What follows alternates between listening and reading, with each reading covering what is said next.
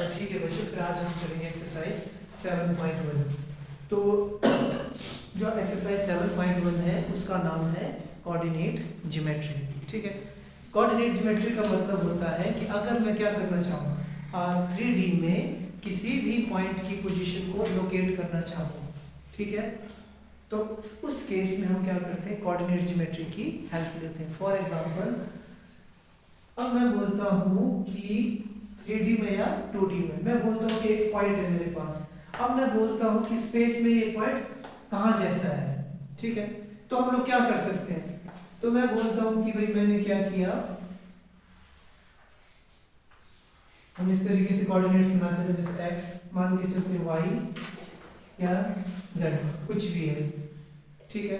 या तो चलो 3D में बात ना करूं, मैं सिंपली बात करता हूँ आपके 2D में, जो हमने बचपन में भी पढ़ा हुआ, ऐसा कुछ पढ़ा था ना हम लोगों ने। अब मैं बोलता हूँ कि भाई यहाँ पे देखो, इसको मैं 1 बोल देता हूँ, 2 3 4 5, 1 2 3 4 5, ठीक है। अब मैं बोलता हूँ कि एक पॉइंट मेरा पॉइंट इधर है, ये पॉइंट कहाँ पर है, तो मैं बोलता हूँ कि भाई सपोज इसके कोऑर्डिनेट्स कितने हैं, 3,2 9 पे पढ़ा हम लोगों ने, ठीक है ना।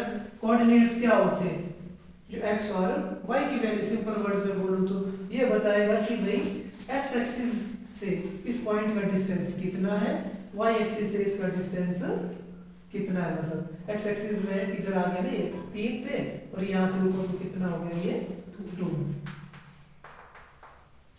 तो ये हो गया हमारे पास, सिंपल शब्दों में बोलूं तो कोऑर्डिनेट ज्योमेट्री का यूज। कि कोऑर्डिनेट ज्योमेट्री हम यूज कब करते हैं जनरली, कि भाई अगर हमारे पास क्या हो, तो स्पेस में कोई एक पॉइंट दिया हो, उसकी पोजीशन को हमने लोकेट करना है। या ऐसा हो सकता है कि भाई मेरे पास क्या हो, स्पेस में 2 पॉइंट्स दिए हो, जैसे कि P Q, ठीक है। अब मैं मान के चलता हूँ कि भाई इसके कोऑर्डिनेट्स कितने हैं, x1 y1 x2 y2। अब मैं बोलता हूँ कि भाई अब जब मैंने पॉइंट P और Q लिख दिया और उसके कोऑर्डिनेट्स बता दिए, x1 y1 x2 y2, तो मैंने क्या बता दिया आप लोगों को, मैंने ये बता दिया कि भाई 2D में इसकी पोजीशन क्या है। बट अब ये थोड़ी बता सकता हूँ मैं कि भाई इनके बीच का डिस्टेंस कितना है। तो इस चैप्टर में हम क्या पढ़ेंगे, डिस्टेंस फॉर्मूला पढ़ेंगे। हमें क्या होंगे, हमें 2 पॉइंट्स दिए होंगे, उनके शायद कोऑर्डिनेट्स भी दिए हों, और अब ये बोलेगा कि आपने क्या करना है, इन दोनों के बीच का डिस्टेंस कैलकुलेट करना है। आई बात समझ में। तो जब कभी भी हमने 2 पॉइंट्स के बीच का डिस्टेंस कैलकुलेट करना हो, तो हमारे पास फॉर्मूला होता है आपका x2 माइनस x1 की पावर 2, ठीक है जी। उसके बाद हमारे पास प्लस y2 माइनस y1 की पावर 2, छोटा सा। समझ में आया डिस्टेंस फॉर्मूला क्या बोलता है, x2 माइनस x1 की whole power 2 plus y2 minus y1 की होल पावर 2, इसका अंडर रूट। अगर हम इस फॉर्मूले का यूज करेंगे तो हमारे पास कितने भी कोऑर्डिनेट्स, मतलब कितने भी पॉइंट्स दिए हो, उनके बीच का डिस्टेंस हम कैलकुलेट कर सकते हैं। अभी मैंने यहाँ पे 3D की बात की थी ना, बाई चांस अगर कोई पॉइंट क्या हो हमारे 3D में हो, तो फर्क क्या पड़ेगा, मान के चलते हैं कि यहीं पे कोई एक पॉइंट था, तो उस केस में इसके कोऑर्डिनेट्स हो जाते हैं x y z। ये तीनों के तीनों कोऑर्डिनेट्स की बात करेगा, ठीक है, 3D में। अगर मैं अभी इस चैप्टर में हम सिर्फ 2D की बात करेंगे, तो हम सिर्फ डील करेंगे x एक्सिस और y एक्सिस के साथ। समझ में आया सबको कि नहीं आया, ठीक है ना। और इस चैप्टर में हमने ज़्यादा कुछ नहीं पढ़ना है, इस चैप्टर में हम सिर्फ डिस्टेंस फार्मूला पढ़ेंगे। और डिस्टेंस फार्मूला कब यूज होगा, जब हम लोगों को 2 पॉइंट्स दिए हो और उनके बीच का हमने क्या करना होगा, डिस्टेंस फाइंड आउट करना होगा। क्लियर है बात, समझ में आ गया ना। फार्मूला क्या था, x2 माइनस x1 की का whole square plus y2 minus y1 की होल पावर 2। क्लियर है ना, पता लगा सबको, ठीक है। अब इसमें ख्याल रखने वाली बात ये है कि आपने ये मत भूल जाना, x2 की जगह x1 लिखोगे, x1 की जगह x2, तो साइन में डिफरेंस आ जाएगा। आंसर में तो फर्क नहीं पड़ेगा, क्यों नहीं पड़ेगा, क्योंकि होल स्क्वायर, किसी भी नंबर का अगर होल स्क्वायर करेंगे आंसर तो पॉजिटिव में ही आएगा, फर्क कुछ नहीं पड़ना।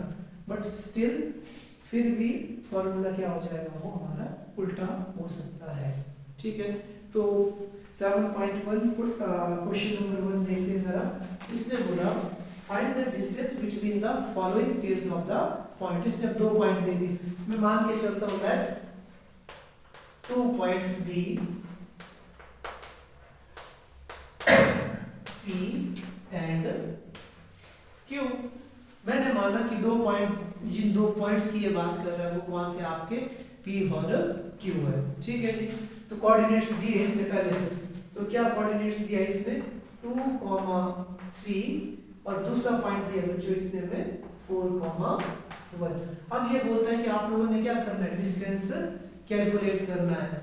तो सीधी सी बात है, अब हमने क्या निकालना है, पी क्यू की वैल्यू। तो फॉर्मूला क्या था हमारे पास, under root x2 minus x1 का whole square plus y2 minus y1 का होल स्क्वायर। अब दिमाग में ख्याल रखना है आप लोगों ने कि जो आपने पहला पॉइंट लिखा जिसके कोऑर्डिनेट्स ये क्या हमारे पास x1 y1 x2 y2 लिख देंगे तो कोई हर्ज नहीं। कई बार हम लोग क्या करते हैं, कैलकुलेशन ओरल करने की कोशिश करते तो गलती होती है हमसे। ठीक है, अच्छा जी देखो, तो x2 की वैल्यू कितनी है जी हमारे पास 4 माइनस x1 कितना है 2 का होल स्क्वायर। अब देखो y2 की वैल्यू कितनी है हमारे पास 1 माइनस 3 का होल स्क्वायर। तो देखो जी हमारे पास कितना बच गया, 4 में 2 माइनस किया तो कितना बच गया हमारे पास 2 की पावर 2 प्लस 3 में 1 माइनस करोगे तो क्या बचेगा -2 बचेगा, है ना। उसकी होल पावर क्या गई 2। अब याद रखना हमेशा कि भाई जब कभी भी कोई भी नंबर आपके पास नेगेटिव हो और उसकी पावर क्या हो इवन मतलब 2, 4, 6, 8 कुछ भी हो, हमेशा आंसर किस में आएगा हमारे पास पॉजिटिव में। और कई बार अगर ऐसा हो जाए आपका आंसर ऐसा आ जाए, मान के चलते -7, तो इसका मतलब आपने क्वेश्चन गलत किया है। कभी भी हमारे पास रूट के अंदर वैल्यू नेगेटिव नहीं आ सकती, और हमें पता है डिस्टेंस कांट भी नेगेटिव। ठीक है ना, अगर ऐसा हो जाएगा तो ये नंबर रियल ही नहीं रहेगा, ये इमेजिनरी बन जाएगा आप लोगों का। ठीक है, तो हमारे पास आंसर कितना आ गया था 4 + 4 तो कितना आ गया under root 8 can be written as, अब तोड़ के लिखता हूँ इसको, 2 2 * 4 4 2 * 8। तो हमने क्या किया, इसका पेयर कर दिया, है ना, पेयरिंग कर दी। तो जो पेयर कर दिया वो नंबर बाहर, जो बच गया अंदर, तो ये आ गया हमारे पास 2 अंडर रूट 2 यूनिट। बात समझ में आई कि नहीं आई आप लोगों को, क्लियर है ना। पहला क्वेश्चन था सिंपल सा, एमसीक्यूज में ये आ सकता है हम लोगों को। ठीक है।